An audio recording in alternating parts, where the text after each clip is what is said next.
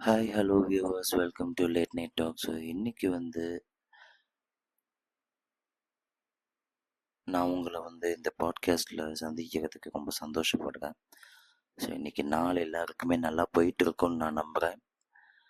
So first and foremost aspect of life என்னன்னா, being in right time being in right place at the right time with the right set of people and making right decisions. இன்னும் தெளிவாக தமிழ்லேயே நான் சொல்கிறேன். நல்ல இடத்துல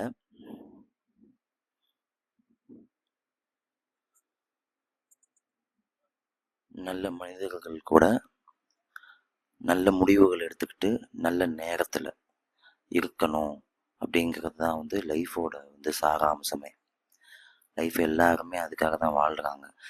இந்த விஷயங்கள்லாம் இருந்தாலே லைஃப் எல்லாருக்குமே சூப்பராக போகுதுன்னு அர்த்தம். ஆனால் இதை ஒரு மனுஷன் தன்னோட வாழ்க்கையில் தக்க வச்சுக்கணும் இல்லை ஏற்படுத்திக்கணும்னா எல்லாத்துக்குமே அது அமையுமா? கண்டிப்பாக கிடையாது. எல்லாருமே அதை நோக்கி தான் ஓடிட்டு இருக்கோம், பட் அமையாது. நல்ல நேரத்தை கூட நம்ம கணிச்சுக்கலாம். நல்ல இடத்துக்கு போகணுங்கிறத கூட நம்ம எண்ணத்து மூலியமா நம்ம கொண்டு வந்துடலாம். நல்ல டிசிஷன் எடுக்கிறது கூட தெளிவான நோக்கத்தோடு இருந்தால் கொண்டு வந்துடலாம். ஆனால் அது எல்லாமே அமையணும்னா நம்ம கூட நல்ல மனிதர்கள் இருக்கணும். Good set of people should be with us. அப்போ என்ன செய்யணும்? அதுக்கு வாழ்க்கையில் நல்ல மனிதர்கள் இருக்கணும்னா முதல்ல நமக்கு நல்ல எண்ணங்கள் இருக்கணும். இப்போ ஒருத்தன் தினம் தினம் குடிக்கிறதையே வேலையாக வச்சுருந்தான்னா அவன் குடிக்கிற கேங்கோட மட்டும்தான் சேருவான். ஒருத்தன் எப்போ பார்த்தாலும் தம் அடிக்கணும்னு யோசிச்சானா அவனுடைய கூட இருக்கிறவங்களாம் தம் அடிக்கணுங்கிற எண்ணத்தோட தான் இருப்பான்.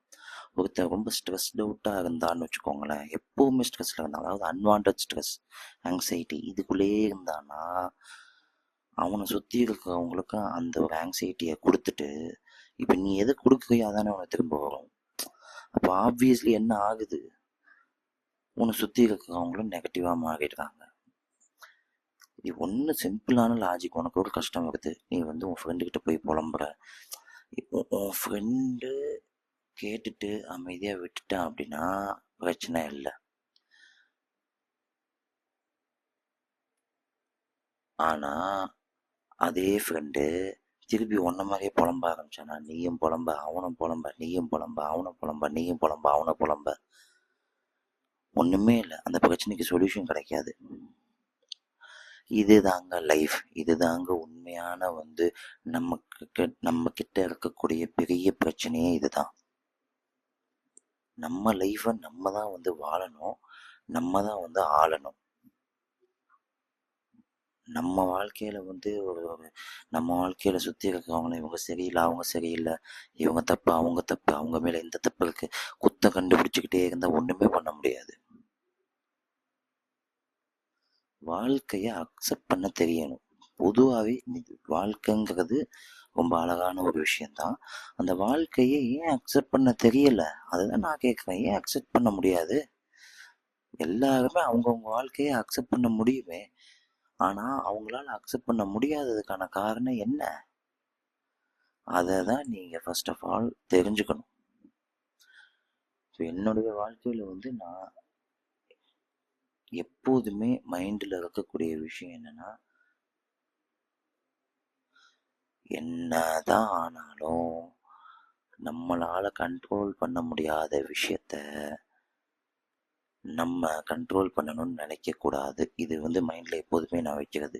இப்போ உங்கள் கூட ஒருத்தவங்க இருக்காங்க, ஆனால் உங்களால் கண்ட்ரோல் பண்ண முடியலன்னு நினச்சி திரும்ப கண்ட்ரோல் பண்ணணும்னு நினச்சி திரும்ப திரும்ப உங்களை நீங்களே ஸ்ட்ரெஸ் ஆக்கிக்கிட்டு அவங்களே ஸ்ட்ரெஸ் ஆக்கிக்கிறத விட அவங்கள லூஸில் விட்டால் ஒன்று அவங்க உங்கள் கண்ட்ரோலில் வரலாம், இல்லை அவங்க கண்ட்ரோல்லையே இருந்துட்டு போயிடலாம். ஆனால் உங்களுக்கும் ஸ்ட்ரெஸ் இருக்காது, அவங்களுக்கும் ஸ்ட்ரெஸ் இருக்காது. தேவையில்லாத ஸ்ட்ரெஸ்ஸில் உள்ளே போக மாட்டீங்க. இதுதான் வாழ்க்கையோட முக்கியமான அம்சமே. சரி, ராங் செட் ஆஃப் பீப்புள். இப்போ ரிலேஷன்ஷிப்பே எடுத்துக்கோங்களேன். பொதுவாக வந்து காசு பணம் ஏற்கனவே சொன்ன மாதிரி தான், போன எபிசோட்லேயே நான் சொல்லியிருந்தேன். காசு பணம் இதெல்லாம் வந்து இதெல்லாம் செகண்டரி தாங்க. உங்களோட சுயமரியாதை ரொம்ப முக்கியம். இதெல்லாம் விட உங்கள் சுயமரியாதை ரொம்ப முக்கியம். ஒரு மனுஷன் சுயமரியாதையை இழந்துட்டான் அப்படின்னா, நீங்கள் கேட்கலாம் என்கிட்ட, சுயமரியாதையா நம்ம வாழணுன்னாலே காசெல்லாம் முக்கியமே, பணம் முக்கியமே. அப்படி இல்லை. சுயமரியாதையா வாழ்றதுக்கு காசு பணம்லாம் முக்கியம் இல்லைங்க. மரியாதையா வாழ்றதுக்கு தான் காசு பணம் நகை நிலம் வீடு வாசல் இதெல்லாம் முக்கியம். சுயமரியாதையா வாழ்றதுக்கு நீங்க சரியான இடத்துக்கு போகணும், நீங்க சரியான நேரத்துல இருக்கணும், நீங்க சரியான நபர்கள் கூட வாழணும், நீங்க சரியான விதத்துல உங்க முடிவுகளை எடுக்கணும். இதுதான் உங்க வாழ்க்கையில நீங்க பண்ணக்கூடிய பெரிய பெரிய நல்ல விஷயம் உங்களுக்கு. சரி, இதெல்லாம் ஓகேப்பா. ஆனா என் வாழ்க்கையில இருக்கிறவங்க சரியானவங்களா இல்லையான்னு சொல்லி எனக்கு எப்படி தெரியும்? ஏங்க, நான் ஒரு பெரிய விஷயம் சொல்றேங்க. அது ரொம்ப ஒரு பெரிய பிரச்சனைலாம் கிடையாது. நான் சிம்பிளா சொல்றேன். நீங்க ஒருத்தவங்கள விரும்புறீங்க, அவங்க உங்களை விரும்புறாங்களா இல்லையான்னு சொல்லி உங்களுக்கு எப்படி தெரியும்? ஒன்று நீங்கள் கேட்பீங்க, என்னை விரும்புறியா இல்லையான்னு. இல்லைன்னா அவங்களோட ஆக்ஷன்ஸ் வச்சு தெரியும். இப்போ நீங்கள் அவங்களுக்கு அன்பாக ஏதாவது செஞ்சீங்கன்னா அவங்க அதை மதிக்க மாட்டாங்க. நீங்கள் வந்து அவங்க கிட்ட போய் பேசுனீங்கன்னா அவங்கள ஒதுக்கிடுவாங்க. உங்களோட கஷ்டத்தை நீங்கள் ஷேர் பண்ண போனீங்க அப்படின்னா அவங்க கஷ்டத்தை பற்றி உங்ககிட்ட சொல்லுவாங்க, அதை நீங்கள் கேட்பீங்க. ஆனால் திருப்பி உங்கள் கஷ்டத்தை சொல்லும் போது உங்களை உதாசீனப்படுத்திடுவாங்க. உங்களுடைய முடிவுகளை உதாசீனப்படுத்துறது மட்டும் இல்லாமல் கேவலப்படுத்திடுவாங்க. இது வந்து எப்படின்னா, நீங்க லவ் பண்ணுவீங்க, ஆனா உங்களை திருப்பி ஒருத்தவங்க லவ் பண்ணல. அதுதான் அர்த்தம். அப்ப சிம்பிளா இந்த விஷயம்லாம் இருந்தா நம்ம வந்து நம்ம வாழ்க்கையில வந்து இருக்கவங்க வந்து நம்மள வந்து லவ் பண்ணலன்னு அர்த்தம் சொல்லிடலாம்.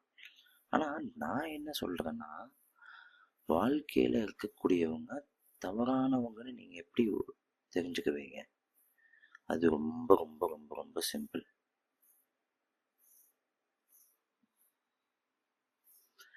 இப்ப நீங்க வந்து ஒரு இடத்துல வேலை செய்றீங்கன்னு வச்சுக்கோங்களேன்.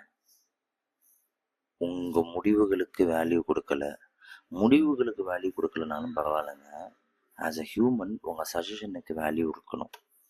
அந்த உங்களுடைய யதார்த்தமான வந்து அது என்ன சஜஷனுக்கு கூட வந்து யாருமே வேல்யூ கொடுக்கல அப்படின்னா, தயவு செஞ்சு சொல்கிறேன், மனசால சொல்கிறேன், நல்லா கேட்டுக்கோங்க, தயவு செஞ்சு விட்டுருங்க.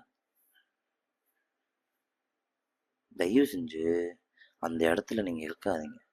வேற இடத்துல கூட போய் வேலை பார்த்துக்கலாம், சரியா? ஏன்னா மரியாதை இல்லாத இடத்துல மரியாதையை உருவாக்கலாம். ஆனால் சுயமரியாதை அழிகிற இடத்துல நம்ம எங்கேயுமே இருக்கக்கூடாது, சரிப்பா? மரியாதைங்கிறது மற்றவங்க கிட்ட இருந்து உனக்கு கிடைக்கிறதா இருக்கு. சுயமரியாதைங்கிறது உனக்குள்ள இருக்கிறது தானே.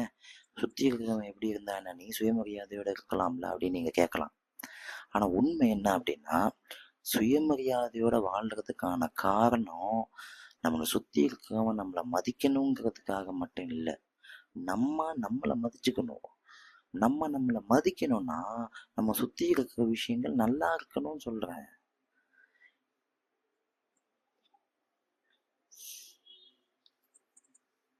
உங்களை சுத்தி எவ்வளவு கேவலமான சுச்சுவேஷனா இருந்தாலும் நீங்க வந்து சுயமரியாதையோட வாழ முடியும்.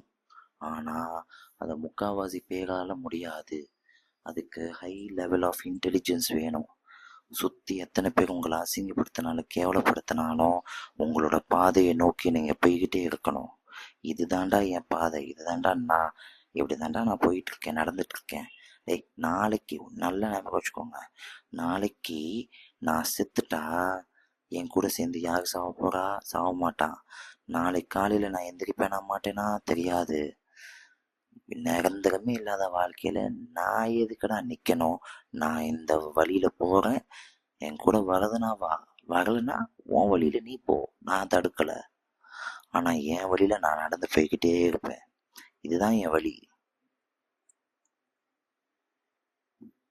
இங்க பாருங்க, உண்மையான சரியான நபர்கள், அது யாராக இருந்தாலும் உங்கள் கூட இருப்பாங்க. And wrong people at some point of time உங்கள் வாழ்க்கையை விட்டு போயிடுவாங்க. Right people they will stay, அவங்க இருப்பாங்க. Wrong people will not stay, அவங்க இருக்க மாட்டாங்க. சரி, இதெல்லாம் ஓகேப்பா.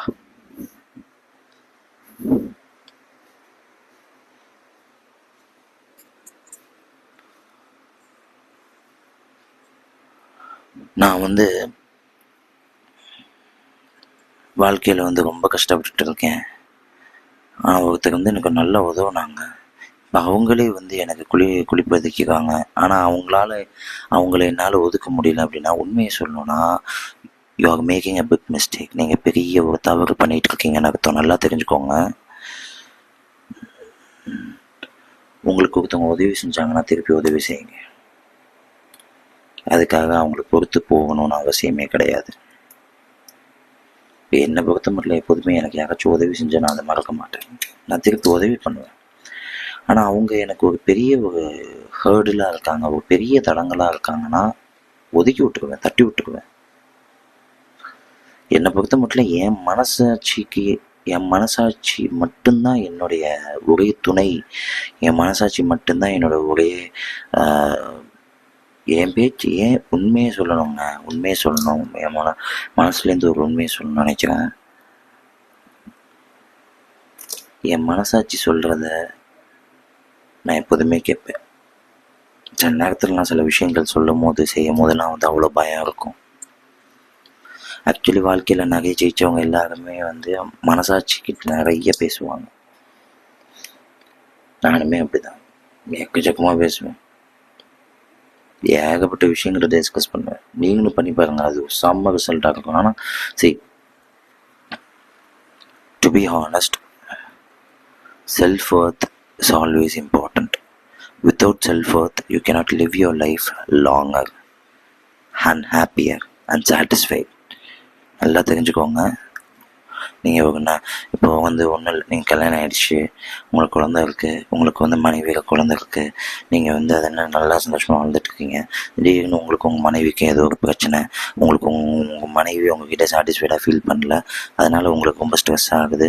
அதனால் நீங்கள் என்ன பண்ணுறீங்கன்னா, உங்கள் மனைவியை சாட்டிஸ்ஃபை பண்ணுறதுக்காக நிறைய விஷயங்கள் செய்கிறீங்க. அப்போயே அவங்க சாட்டிஸ்ஃபை ஆக மாட்டேங்கிறாங்க. இந்த மாதிரி விஷயங்கள்லாம் நடந்துட்டு இருக்கும்போது திடீர்னு உங்கள் வாழ்க்கையில் ஏதோ ஒரு பொண்ணு ஏதோ ஒரு நேரத்தில் ஏதோ ஒரு இடத்துல இருந்து உங்ககிட்ட நல்லா பேசி பழகி உங்ககிட்ட ஒரு நல்ல அபிப்பிராயத்தை, நீ இதெல்லாம் பண்ணுற எனக்கு ரொம்ப பிடிச்சிருக்கு, இதான் வாழ்க்கை, நான் உன்னை ரொம்ப நல்லா பார்த்துக்கேன் அப்படிலாம் சொன்னாலுமே ஒன்னே ஒன்று தெரிஞ்சுக்கோங்க,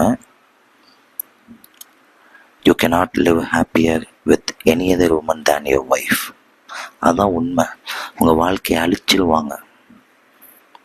நல்லா தெரிஞ்சுக்கோங்க, உங்கள் வாழ்க்கையை அழிச்சிருவாங்க.